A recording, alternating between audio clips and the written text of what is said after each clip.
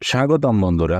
আজকে আমরা শিখব কিভাবে মাইক্রোসফট এক্সেলে ইন্টায়ার কলামে যে কোনো ফর্মুলা অ্যাপ্লাই করা যায়। আজকে আমি যে 5টি মেথড দেখাবো সেগুলো ব্যবহার করে খুব সহজেই আপনি পুরো কলামে যে কোনো ফর্মুলা অ্যাপ্লাই করতে পারবেন। চলুন দেরি না করে শুরু করা যাক।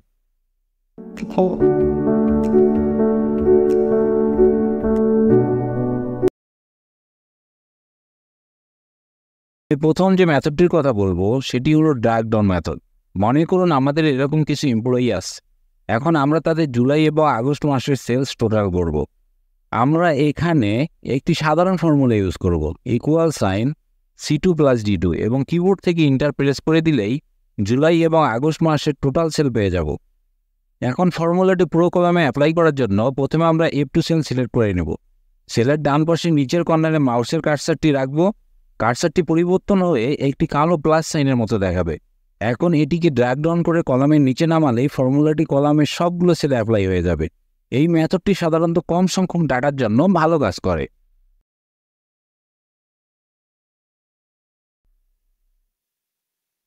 দ্বিতীয় যে মেথডটির কথা বলবো সেটি হলো ডাবল ক্লিক মেথড। বেশি সংখ্যক ডাটার জন্য আপনি এই মেথডটি অ্যাপ্লাই করতে পারেন। পূর্বের মেথডের চেয়ে এটি আরও বেশি ইফেক্টিভ। এটি অ্যাপ্লাই করার জন্য F2 সেল সিলেক্ট করব এবং পূর্বের মতোই কার্সারটি সেলের ডান পাশের নিচের কর্নারে রাখব। প্লাস সাইন দেখাবে। এখানে মাউস দিয়ে ডাবল ক্লিক করলেই ফর্মুলাটি কলামের সবগুলো সেলে কপি হয়ে যাবে। এই পদ্ধতিটি অনেক দ্রুত এবং ভালো কাজ করে, তবে এটির একটি ড্রব্যাক আছে। আপনার ডাটাতে যদি কোনো ফাঁকা রো থাকে সেই ক্ষেত্রে এটি শেষ পর্যন্ত যাবে না। চলুন একটি রো এর ডাটা ডিলিট করে দিয়ে দেখি কি হয়। Just double click on it. এটি সাধারণত ফাঁকা রো এর পূর্ব পর্যন্তই আমার ফর্মুলা অ্যাপ্লাই করতে পারবে, কারণ এই পদ্ধতিটি কাজ করার জন্য ফর্মুলাতে সংযুক্ত সেলের ডাটা থাকা আবশ্যক। সুতরাং যদি এমন হয় আপনার ডাটাতে কিছু ফাঁকা রো আছে, সেই ক্ষেত্রে সেলটি সিলেক্ট করে ম্যানুয়ালি এটিকে টেনে নিচে নিয়ে আসুন। কোনো সেলে ডাটা না থাকলেও এটি আপনার সিলেক্টেড সবগুলো সেলে ফোর্সফুলি ফর্মুলাটি অ্যাপ্লাই করবে। এই ক্ষেত্রে যে সেলের ডাটা নেই সেখানে 0 শো করবে।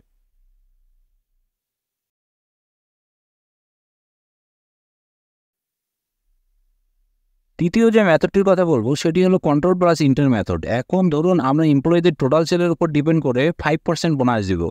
প্রথমে জি কলামটি পুরো সিলেক্ট করে নেব।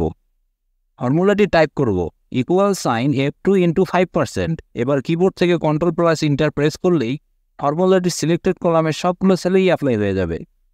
সাধারণত G3 সেলে equal to F3 into 5%, G4 equal to F4 into 5%। এভাবে রিলেটিভ রেফারেন্সগুলো স্বয়ংক্রিয়ভাবে একটার পর একটা সেলে পরিবর্তন হয়ে যাবে।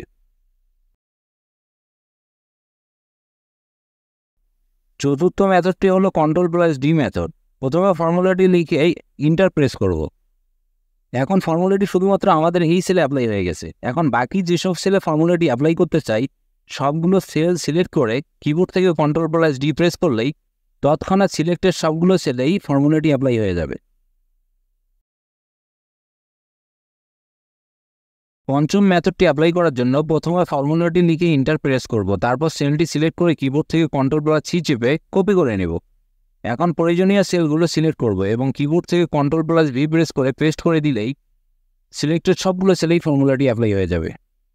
বন্ধুরা, আজকে এ পর্যন্তই। ভিডিওটি ভালো লাগলে লাইক দিবেন এবং চ্যানেলটি সাবস্ক্রাইব করে সঙ্গেই থাকবেন। ধন্যবাদ।